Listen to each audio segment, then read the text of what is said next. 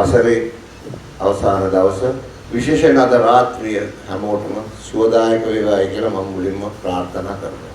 31st night පිරිමි කට්ටියම බලාගෙන ඇති අද රැට හොඳ සතුටු වෙන්න.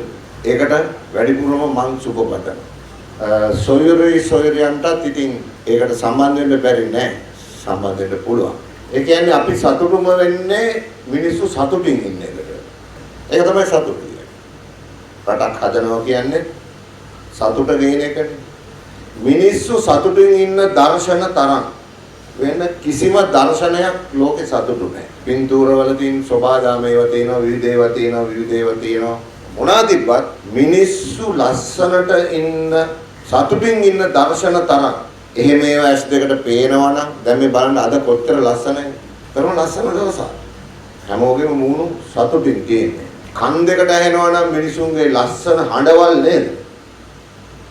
ඒවා දැනෙනවනම් ඒක තමයි අපිට ඕන. වෙන මොකක්වත් නෙමෙයි. ඉතින් ඒ නිසා අද දවසත් සතුටින් ඉඳලා රාත්‍රියේ එළි වෙනකම්ම සතුටින් ගත කරලා උදා වෙන 2026 වසර අපේ සමස්ත ශ්‍රී ලාංකිකයන්ටත් මේ ආයතනයේ සියලුම වැඩ කරන ජනතාවටත් ලෝකවාසීන්ටත් අපි සුබ පතා ගමු. අපිට යන්න ඕන ලස්සන කියන එක හොයාගෙන.